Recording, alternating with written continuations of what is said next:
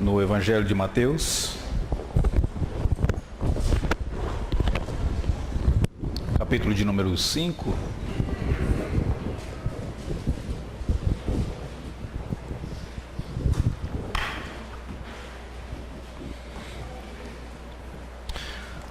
Evangelho de Mateus, capítulo 5, nós leremos 2 versículos apenas desse texto bíblico, que é o versículo de número 31 e o versículo de número 32. Nós estamos estudando o Sermão do Monte, e nesse período que estamos estudando o Sermão do Monte, nosso estudo ele é sequencial, é um estudo em série. A cada domingo nós meditamos sobre uma porção desse sermão que é um dos mais conhecidos no ensinamento do Senhor Jesus Cristo. E ele nos fala, então, da mensagem do Senhor Jesus para aqueles que são cidadãos do reino de Deus, para aqueles que são discípulos do Senhor Jesus, aqueles que são crentes em Jesus Cristo. Então vejam bem, versículo de número 31 e 32 do capítulo 5 do Evangelho de Mateus. Também foi dito: aquele que repudiar a sua mulher, dê-lhe carta de divórcio. Eu, porém, vos digo, qualquer que repudiar a sua mulher, exceto em caso de relações sexuais ilícitas, a expõe a tornar-se adúltera. E aquele que casar com a repudiada, comete adultério. Vamos orar? Senhor, estamos diante da Tua palavra, estamos diante das palavras do próprio Senhor Jesus Cristo, Teu Filho bendito. Ó Deus, dá-nos graça para compreendermos os Teus ensinamentos nesta manhã. Abra o nosso coração, porque a nossa tendência muitas vezes é ouvir com os ouvidos, mas não permitir que essas palavras cheguem ao nosso coração. A nossa tendência é, tantas vezes, demonstrar uma atenção externa, sem nos apropriarmos internamente das verdades do Senhor para a nossa vida. Então, ó Deus bendito, transforma-nos. Que o Teu Santo Espírito presente aqui opere em nosso coração. E que o Senhor nos conceda a graça de, compreendendo a Tua palavra, colocar em prática no nosso dia a dia. Em nome de Jesus. Amém. As palavras do Senhor Jesus Cristo no Sermão do Monte, elas são verdadeiramente contraculturais. John Stott escreveu um livro expondo o Sermão do Monte, e o título que ele deu àquele livro foi Contra a Cultura Cristã. Porque aqui no Sermão do Monte, eu e você encontramos o Senhor Jesus falando e tomando algumas posições, algumas abordagens, que elas são completamente impopulares nos dias atuais. Por exemplo, Jesus começa o Sermão do Monte dizendo: bem-aventurados os humildes de espírito, os pobres de espírito.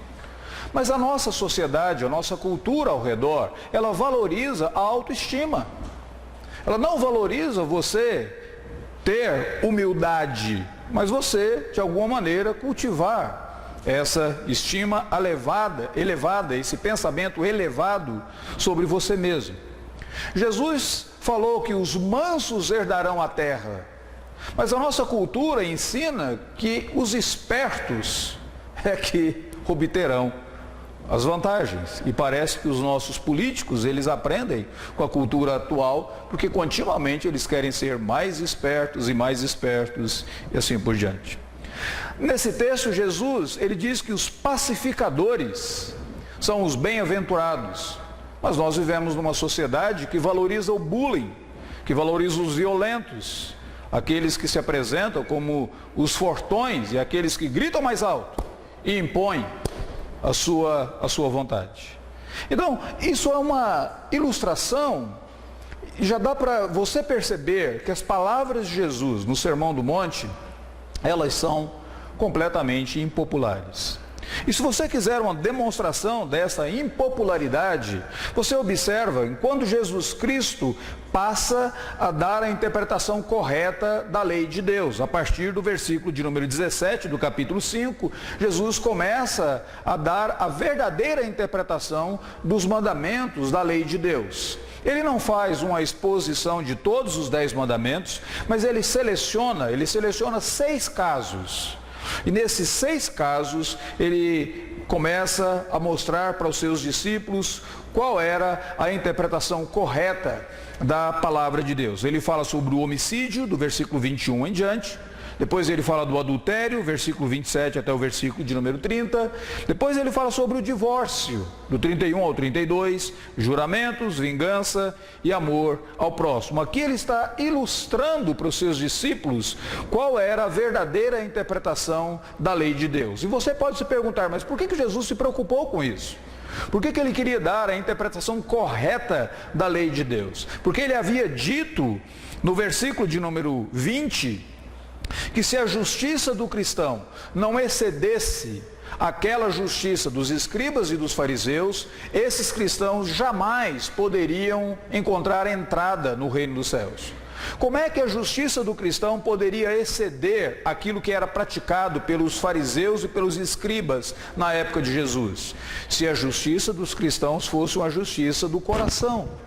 Não apenas uma justiça externa de comportamento, mas de devoção no íntimo, no coração. É por isso que Jesus ensina da seguinte maneira: se alguém odiar no coração, já cometeu homicídio, já cometeu um assassinato. Então ele diz, ouviste o que foi dito, não matarás. Mas se no coração você odiar uma pessoa, você já atentou contra a vida dessa pessoa. Em outras palavras, é como se o Senhor Jesus estivesse dizendo, o ódio mata relacionamentos. Se você proferir um insulto, uma palavra depreciativa ao seu próximo, você já acabou com ele. Existem algumas palavras que você se lembra na sua vida, e eu luto contra elas, você talvez deva lutar também. Coisas que você ouviu, coisas que as pessoas te falaram, que mesmo depois de anos e anos e anos, isso fica lá dentro do seu coração e você tem que orar e dizer, Deus me dá graça para eu não atentar para essas palavras, mas para eu me lembrar de como o Senhor fala comigo, de como o Senhor se dirige a mim. Essas palavras me fizeram mal, elas me mataram, mas Deus, a tua palavra me vivifica, me faça lembrar da tua palavra, porque ela vivifica a minha mente e reanima o meu coração. Então, é isso que Jesus ensina. Depois, quando Jesus falou do adultério, ele diz, não pense que o adultério é apenas a prática do ato, mas se você olhar para uma mulher com intenção impura no coração, você já adulterou com ela. Por último, Jesus Cristo diz, aqui nesse texto que nós acabamos de ler, ele fala sobre o divórcio. E diz assim o versículo de número 31, também foi dito, aquele que repudiar a sua mulher, dele carta de divórcio. Interessante que aquilo que Jesus fala sobre o divórcio aqui, é completamente impopular nos dias atuais. Mas não pense você que isso é apenas nos dias atuais. Era impopular também na época do Senhor Jesus Cristo. E quando Jesus fala sobre divórcio é um assunto extremamente difícil de ser abordado, e principalmente um sermão. Mas Jesus abordou esse assunto no Sermão do Monte. E ele falou sobre essa questão. Por que é difícil abordar divórcio em um sermão? Porque em um contexto de sermão, você tem várias pessoas na audiência. Você tem, em primeiro lugar, aqueles que desfrutam de bons casamentos, bons relacionamentos conjugais. Ótimo, que bênção. Mas você tem também na audiência aqueles que têm matrimônios sofríveis, matrimônios ruins, que o relacionamento não é bom. Você tem alguns que são solteiros, o que eles podem pensar, essa mensagem não é para mim. Você tem alguns que já foram divorciados. Você tem alguns que estão inclusive buscando ou já se casaram de novo. E Jesus provavelmente tinha todos esses grupos na sua audiência quando ele estava falando nesse Sermão do Monte. John Stott, naquele livro dele que eu mencionei para vocês, ele diz que não existe nada mais doloroso do que o casamento infeliz. Talvez não haja tragédia maior do que a degeneração do relacionamento que foi idealizado por Deus, que foi idealizado para gerar amor, satisfação, mas que passou a gerar amargura, discórdia, desesperança. É interessante que o que Jesus fala aqui é que eu e você deveríamos, de alguma forma, enfatizar a fidelidade conjugal, para que não cheguemos naquele ponto do relacionamento infeliz. Então, nesses 2 versículos, Jesus de fato se torna impopular. A ênfase que nós encontramos hoje na sociedade não é no casamento. A ênfase que nós encontramos hoje na sociedade é na felicidade. Então você não vê pessoas falando que elas deveriam se casar, você vê pessoas dizendo que elas deveriam ser felizes. Em busca da felicidade, ela rompe o contrato que um dia foi realizado no casamento. Em busca da felicidade, ela rompe a fidelidade. Em busca da felicidade, as pessoas se ajuntam simplesmente, elas não se casam. É engraçado você observar isso, e se você lembrar da Bíblia Sagrada, você vai observar que o propósito de Deus é esse propósito da união, da fidelidade, da unidade, do relacionamento harmônico nesse casamento. Por isso que Jesus aqui nesses versículos de número 31 e 32, ele aborda a questão do divórcio. Quando Jesus falou sobre divórcio, às vezes nós temos essa ideia de pensar que na época de Jesus divórcio não era tão comum, mas divórcio era muito comum, tanto para os gregos, quanto para os romanos, que se divorciavam a troco de qualquer coisa, e também para os próprios judeus. Os judeus interpretavam o texto de Deuteronômio capítulo 24, versículo de número 1, dizendo assim: se a mulher não for agradável aos olhos do seu marido, ou se ele encontrar alguma coisa indecente nela, que ele dê uma carta de divórcio. Não ser agradável, imagine, isso é uma coisa muito abrangente.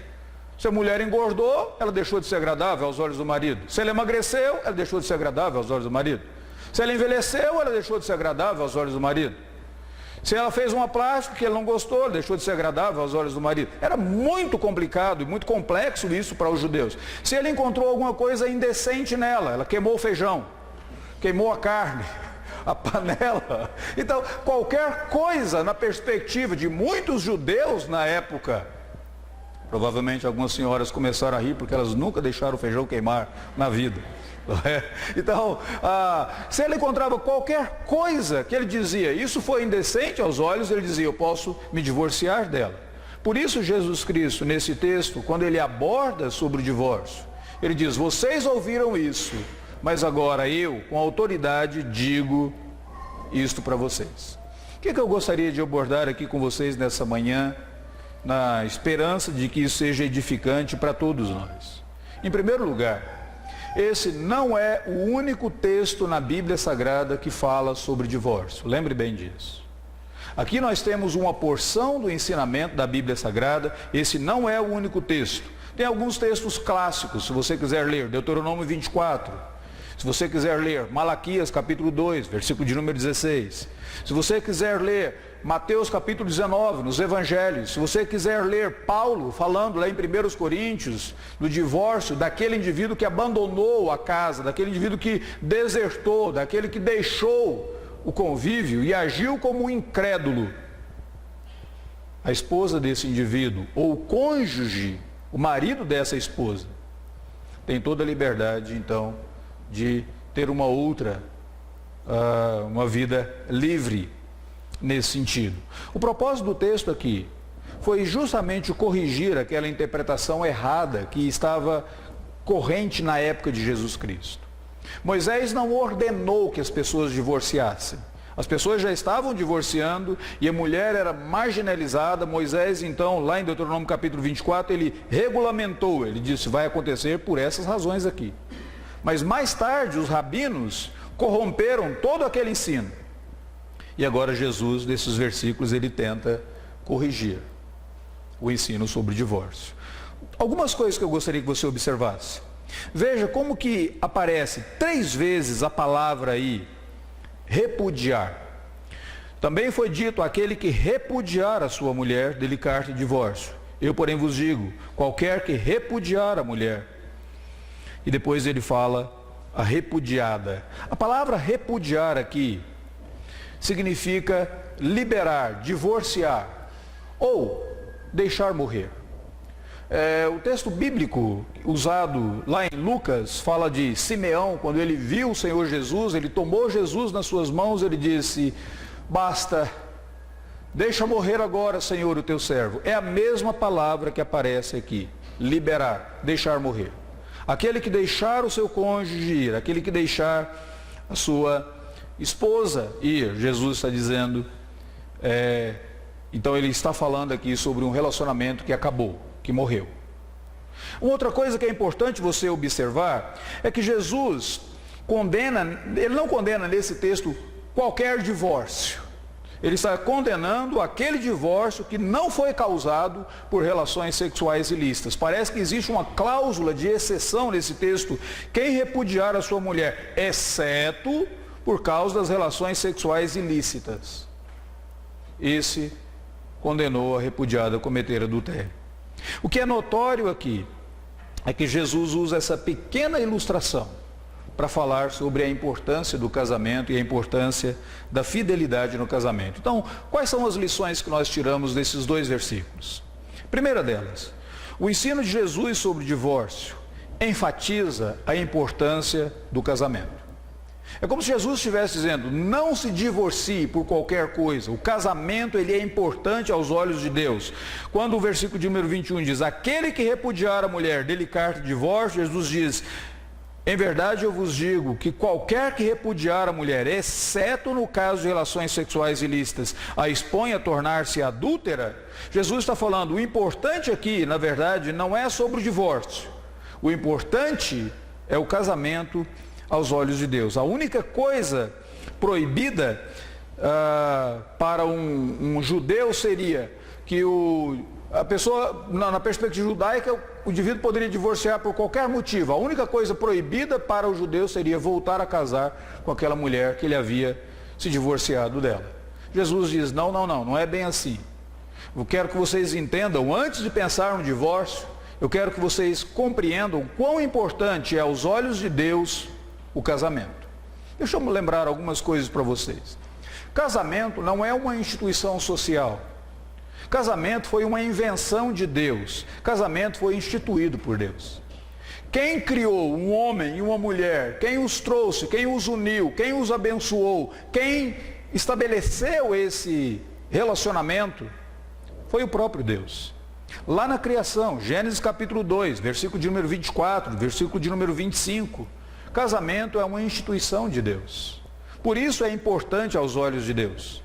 Casamento é uma das principais metáforas utilizadas na Bíblia Sagrada para falar do relacionamento de Deus com o relacionamento do seu povo.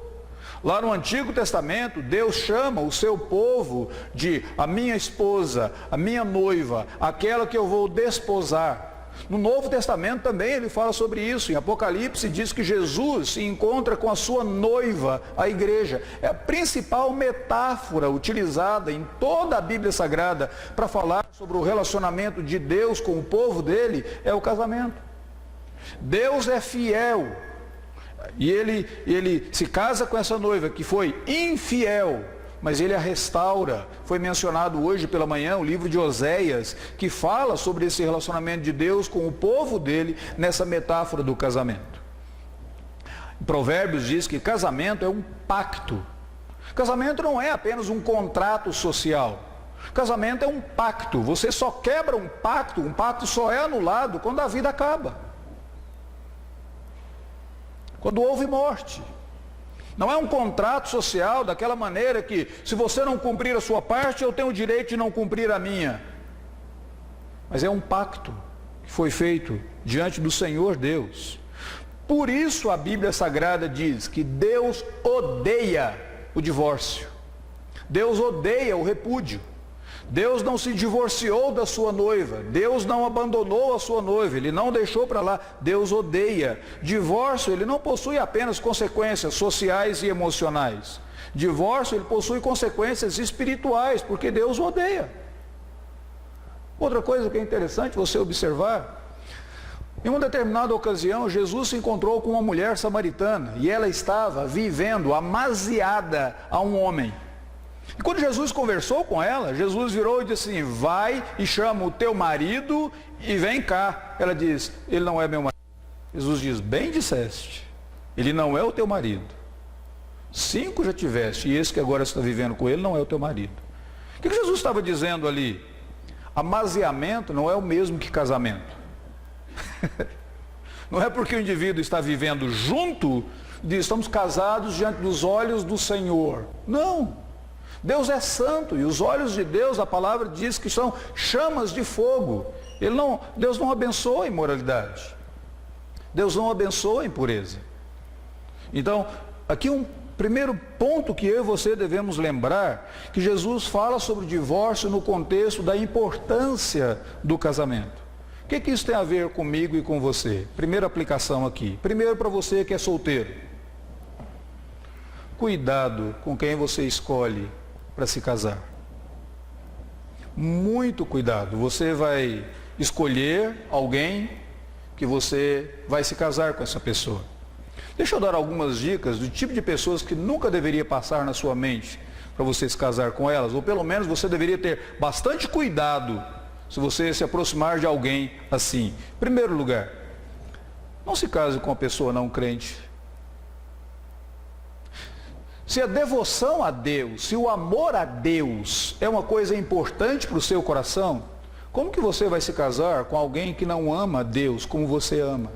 Ele nunca vai entender a sua devoção, ela nunca vai compreender a sua devoção. Quando você vai à igreja, é piegas. Quando você está lendo a Bíblia, não vale a pena. Quando você cita um versículo bíblico, quando você tenta resolver o problema, à luz da Escritura Sagrada, a pessoa vira e diz: tem nada a ver com isso. Ela vai querer viver de acordo com o mundo. Cuidado, muito cuidado, solteiro, com quem você vai casar. Cuidado para você não se casar com alguém que seja uma pessoa abusiva.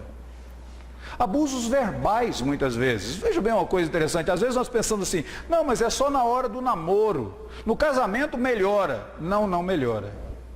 O casamento piora. A pessoa passa a achar que ela tem mais intimidade, mais direitos.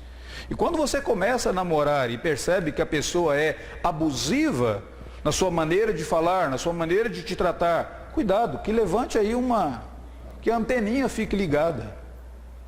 Não se case com alguém que seja viciado. E se você perceber que essa pessoa é viciada a qualquer coisa, a drogas, a pornografia, a dinheiro, a ela mesma, cuidado. Muito cuidado com isso. Porque você vai ter alguns problemas. Cuidado quando você procura um indivíduo que é narcisista. Eu amo a mim, dificilmente essa pessoa vai conseguir amar você, porque ela não vai conseguir fazer sacrifícios em relação a você. Ela sempre vai se preocupar consigo mesma, com a sua beleza, com o seu bem, com o meu direito. O narcisista, ele só vê ele mesmo. Tem uma expressão que diz que Narciso olhava sempre naquele lago, não é? E aí Narciso ficava contemplando a sua beleza. Mas recentemente eu estava lendo um livro que dizia que quando Narciso morreu, o lago chorou. E aí algumas das plantas diziam para o lago: lago, por que você está chorando tanto? Foi porque Narciso morreu e ele contemplava a beleza dele em você? E o lago responde dizendo: Narciso era belo? Eu não estou chorando por Narciso, eu estou chorando porque quando Narciso olhava para mim, eu contemplava a minha beleza nos olhos dele. Pensa no absurdo do narcisismo desse lago. Cuidado quando você começa a namorar e ver uma pessoa que ela é totalmente dominadora, controladora. Ela controla aquilo que você vai comer, ela controla aquilo que você vai vestir, ela controla com quem você vai sair, com quem você vai conversar. O casamento não ajuda nesse sentido.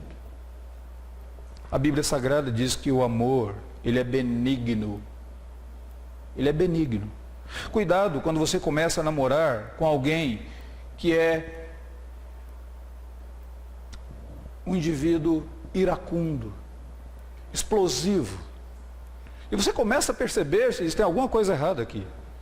Quando o fulano começa a ficar nervoso, ele grita, ele bate a porta, ele bate na mesa, ele quebra coisas. Quando a fulana começa a ficar nervosa, ela joga pratos no ar, xícaras daqui e dali. Cuidado. Você vai ter que ter muito dinheiro para ficar sempre comprando novas louças lá para casa, mas chega um determinado momento que se a pessoa não controla a sua própria ira, ela não controla também o seu próprio corpo. Comece a notar, essas coisas precisam ser tratadas no período de namoro. Cuidado quando você começa a namorar com alguém que você descobre é mentiroso ou é mentirosa. Constantemente você está pegando um ponto aqui, outro ali. Como você vai poder confiar? No amor não existe medo, diz a Escritura Sagrada. Como que você entra em um relacionamento que ele está todo dominado pelo medo, pela desconfiança? Você precisa confiar, porque o amor ele não é cultivado nesse contexto de medo, ele é cultivado nesse contexto de confiança. Cuidado quando você começa a namorar com uma pessoa que ela é impura. Está sempre voltado para pornografias, está sempre fazendo algumas propostas de sexo antes do casamento, alguma coisa assim. O que dizer daquela pessoa que ela não tem controle sobre os seus gastos, sobre as suas finanças, e assim por diante. Primeiro, se o casamento é tão importante aos olhos de Deus, solteiros que aqui estão, considerem prudentemente com quem vocês desejam se casar. Segunda coisa, para os casados aqui, calculem seriamente as consequências das suas palavras, as consequências dos seus atos. Há muitos casados que eles brigam, eles discutem, a qualquer hora dizem, se não der certo, vamos divorciar. Cuidado com isso. Deus odeia o repúdio. E o repúdio sem a razão, sem a justificativa correta, é abominável aos olhos do Senhor Deus. Cuidado com isso. E aqueles que são divorciados, conquanto a Bíblia Sagrada diz que Deus odeia o divórcio, eu quero lembrar a você nessa manhã, divórcio não é o pecado imperdoável. Deus pode perdoar, Deus pode restaurar, Deus pode transformar, mas você necessita da graça de Deus para isso na sua vida. Essa é a primeira coisa. A segunda lição que Jesus nos dá aqui, quando Jesus fala sobre divórcio, ele fala sobre a gravidade da imoralidade sexual também. Ele diz que o que pode causar o divórcio, a cláusula de exceção aqui, é imoralidade sexual. Versículo de número 32. Qualquer que repudiar a sua mulher, exceto no caso de relações sexuais ilícitas. Jesus afirma que somente as relações sexuais ilícitas podem justificar o divórcio. O que seria uma relação sexual ilícita? Versículo de número 27 em diante, ele fala do adultério, ele fala da infidelidade. Existe um outro texto bíblico, em 1 Coríntios capítulo 7, que fala sobre o repúdio, o abandono do lar, que pode também justificar o divórcio. A palavra que Jesus usa aqui para relações sexuais ilícitas é a palavra porneia, que ela tem uma abrangência na Bíblia Sagrada, ela significa todo relacionamento sexual que não é permitido pela palavra de Deus. Você pode colocar aí pornografia, você pode colocar adultério, você pode colocar pedofilia, bestialidade, qualquer outra desvio de conduta que não é permitido pela palavra de Deus. E é muito interessante observar que antes de Jesus falar sobre divórcio, ele falou sobre adultério. O que faz com que o adultério, a relação sexual ilícita, seja tão séria aos olhos de Deus? Porque Jesus está dizendo que essa imoralidade sexual, ela destrói o fundamento da união conjugal. Qual que é o fundamento do amor? Confiança? Intimidade? Qual que é o fundamento do amor? Segurança. A imoralidade sexual, ela destrói qualquer um desses fundamentos. No Antigo Testamento, o pecado do adultério, ele era penalizado pela morte por apedrejamento. É uma coisa séria isso. É sério diante de Deus. Por que era morte por apedrejamento? Somente tinha alguns crimes no Antigo Testamento que o indivíduo ele era apedrejado. O assassinato. E aí Jesus coloca o adultério também. Aliás, Deus coloca lá no Antigo Testamento o adultério também. Por quê? Porque quando uma pessoa adultera, ela mata a alegria da outra. Ela mata a confiança da outra pessoa. Mina isso. É claro. O que pode ser feito então? Como que isso se aplica à nossa vida? Primeiro, o problema não é o sexo. O problema é a luxúria. O problema é o sexo fora dos padrões de Deus. Considere então as consequências, muitas vezes, da sua busca por satisfação sexual. Nós vivemos numa sociedade que preza, quero ter satisfação sexual a todo tempo e a qualquer custo.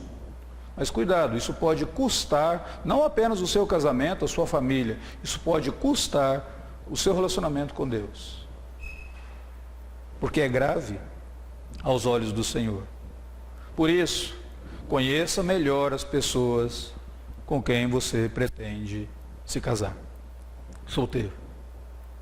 Casados, cuidado, muito cuidado, com a maneira como vocês tantas vezes cultivam a possibilidade de relacionamentos que não são aprovados por Deus. O adultério aqui, na palavra de Jesus, é a cláusula que quebra esse fundamento do matrimônio.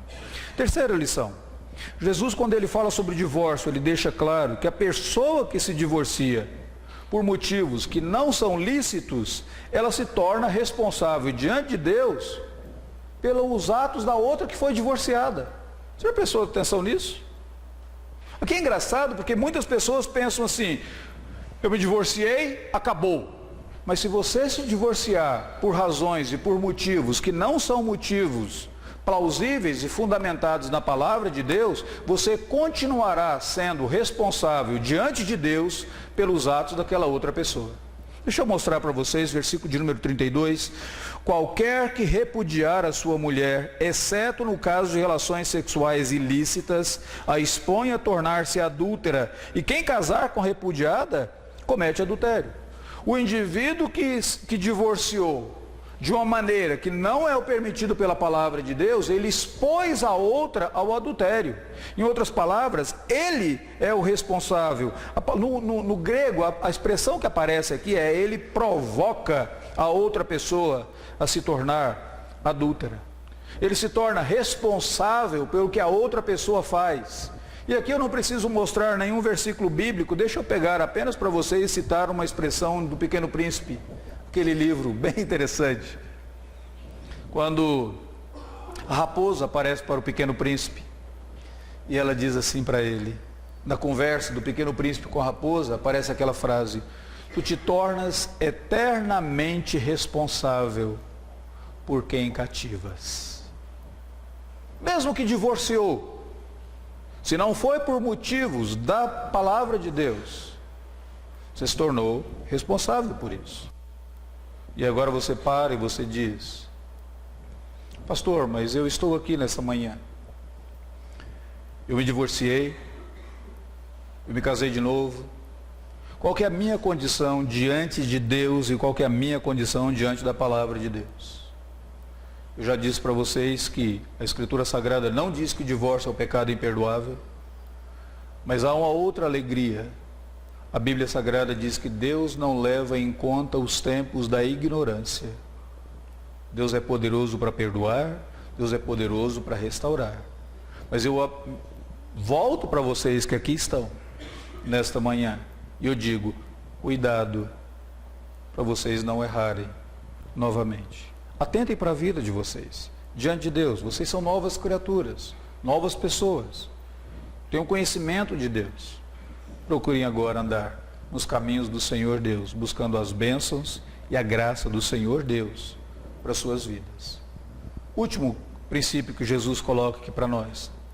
Quando ele fala sobre divórcio, ele diz que as relações sexuais ilícitas, elas podem causar o divórcio, mas elas não são exigências para que o divórcio aconteça. É bom lembrar disso. Ele diz assim: qualquer que divorciar de uma mulher, exceto no caso de relações sexuais ilícitas. Ou seja, quando existe o adultério no Antigo Testamento, a pena dele era o apedrejamento, era a morte. Mas a graça do Senhor Jesus Cristo, ela é poderosa, inclusive para restaurar relacionamentos que já foram manchados, marcados por essa fissura do adultério. Eu gosto muito de me lembrar de um outro texto da Bíblia que fala sobre divórcio e casamento, é o texto de Mateus capítulo 19. Ali é interessante notar que antes de falar sobre divórcio, Jesus fala sobre o perdão. É possível haver perdão, é possível haver restauração. A única maneira de alguém que te foi inútil uma vez na vida se tornar útil para você é por meio do perdão. E você perdoar essa pessoa. E perdão não é alguma coisa que está em ti, mas perdão é uma graça de Deus que você começa a absorver quando você percebe o quanto Deus já perdoou você, quanto Deus já foi misericordioso com você. Aqui é um ponto muito interessante, porque muitas vezes nós celebramos o perdão que nós recebemos diante de Deus, mas nós estamos sempre lançando na face de uma pessoa que nos traiu os erros dele. Eu faço isso. Você também faz isso. Os resultados, quando nós fazemos isso, não é bom, não são bons. Sabe por quê? Porque quando você tira alguma coisa que você já perdoou e você joga na face, sabe o que acontece? Você está desenterrando defuntos. Todas as vezes que você desenterra defunto, fede, cheira mal, a menos que você de fato não tenha perdoado. E aí você terá que confessar para essa pessoa: olha, eu falei que eu te perdoei, mas eu menti, eu não perdoei, e agora eu tenho que te pedir perdão, primeiro porque eu menti, certo? E segundo porque eu estou jogando isso agora na tua cara, por favor me perdoe. Tem algumas pessoas, tem alguns relacionamentos onde a pessoa sempre volta a anos atrás, aquilo que aconteceu lá no primeiro dia do casamento, lá no dia do casamento, quando a noiva se atrasou 30 minutos. E o marido diz: mas você não estava lá, eu cheguei, você não chegou na hora certa, eu estou com a amargura de você até hoje no meu coração, e por causa disso, por causa daquele atraso, eu já te traí 1, 2, 3, 4, 5, 6, 7, 8, 9, 10 vezes. Por favor, isso é tolice. Isso é uma coisa tão tola, que nem você se deixa levar por essa tolice que às vezes você diz. Ou quando aquela esposa diz assim para o marido: mas você terminou comigo alguns meses antes, depois que você se casou comigo, e por causa disso eu quero o divórcio agora. Ou por causa disso, já fui infiel. 1, 2, 3, 4, 5, 6. Ou existe o perdão, ou esse relacionamento ele não vai proceder. Relação sexual ilícita, Jesus coloca aqui, pode ser uma justificativa para o divórcio, mas ela não é uma exigência para que o divórcio aconteça. Se houver a possibilidade, se houver condições de perdoar e de acreditar que Jesus pode transformar a água em vinho, esse é o caminho que a Escritura Sagrada prefere. Se não houver condição de perdoar, quem não consegue perdoar não é condenado diante de Deus. Deixa eu colocar isso para vocês também. A traição, o adultério é alguma coisa tão dolorida que mata a alma da outra pessoa, que quando essa pessoa diz: eu não consigo perdoar, e para mim o caminho é o divórcio nesse exato momento, Jesus não os condena. Ele diz: essa é a única condição. Primeiro, eu gostaria que vocês considerassem a possibilidade de perdão. Segundo, eu gostaria que considerassem que aqueles que tomaram o caminho do divórcio, porque eles disseram: eu não consigo, não está em mim, não dou conta, foi muito mais difícil do que eu imaginava. Essa é a única cláusula que Jesus, nesse texto, coloca para nós. O que isso tem a ver conosco e como é que nós podemos resumir isso? Primeiro, casamento é mais sério para Deus do que se imagina. Casamento é mais sério. Deus trata o casamento com seriedade, porque foi Ele quem criou o casamento. A destruição do casamento é mais grave e ofensiva a Deus do que se considera. Terceiro lugar, a graça e a misericórdia de Jesus é mais transformadora e restauradora do que qualquer outra coisa que existe no universo. Falar sobre esse assunto é muito complexo, é muito difícil. E a única forma como eu e você poderíamos meditar e refletir sobre isso é refletindo com base naquilo que Jesus o fez. Ouvisse o que foi dito. Se alguém repudiar uma mulher, dê-lhe carta de divórcio. Só dá um títulozinho, ela pode ir. Eu, porém, vos digo, casamento é importante. Cuidado para não destruí-lo. Impurezas, imoralidades destroem. Mas lembrem-se sempre da graça, da misericórdia e do poder de Deus, que é poderoso para transformar água em um vinho qualitativamente melhor. Vamos orar nesse momento? Senhor, nós nos reunimos na manhã desse domingo como pessoas marcadas pelo pecado e como pessoas cuja consciência muitas vezes já se tornou até cauterizada por tantas vezes que nós erramos, insistimos no erro e chegou aquele ponto em que nós não compreendemos a gravidade dos nossos atos diante do Senhor e das pessoas ao nosso redor. Nós nos reunimos como pessoas quebrantadas, afligidas por memórias, por lembranças, por emoções. E nós necessitamos, ó Deus, da Tua graça, da Tua intervenção e da Tua restauração. Estamos diante de um assunto que é tão sério por causa da seriedade do Senhor e da santidade do Senhor.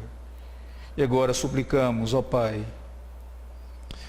vivifica o nosso coração, abra os nossos olhos, abençoe os solteiros que aqui estão, que a partir desta manhã eles reflitam de maneira muito mais séria nas decisões que eles têm que tomar em relação ao casamento, em relação ao namoro, em relação ao noivado, em relação à pessoa que eles tomarão a decisão para compartilhar o restante da vida com elas. Senhor, que eles possam olhar para essas pessoas sob a ótica da Tua palavra e não sob a ótica da cultura ao redor ou do desejo do coração deles. Meu Deus, eu peço pelos casados que aqui estão, alguns lutando no relacionamento conjugal, várias vezes até flertando com a possibilidade do divórcio sem a justificativa bíblica. Abra os nossos olhos, meu Deus, dá graça e permita que esses casados busquem auxílio, se prostrem diante do Senhor, busquem a intervenção do Senhor para suas vidas, voltem-se para a Sua palavra e tentem compreender o Teu desejo e onde a Tua bênção reside nas nossas vidas nesse assunto. E aqueles, ó Pai, que já tiveram a tristeza, a dor de terem relacionamentos e que eles não foram harmônicos, que não têm lembranças boas de relacionamentos do passado. Que o Senhor alegre o coração deles, lembrando que existe redenção, que existe restauração, que existe perdão. E quando o Senhor intervém, o Senhor é poderoso ainda para transformar a água em um vinho qualitativamente melhor. Essa é a nossa oração em nome do Senhor Jesus. Amém, Senhor.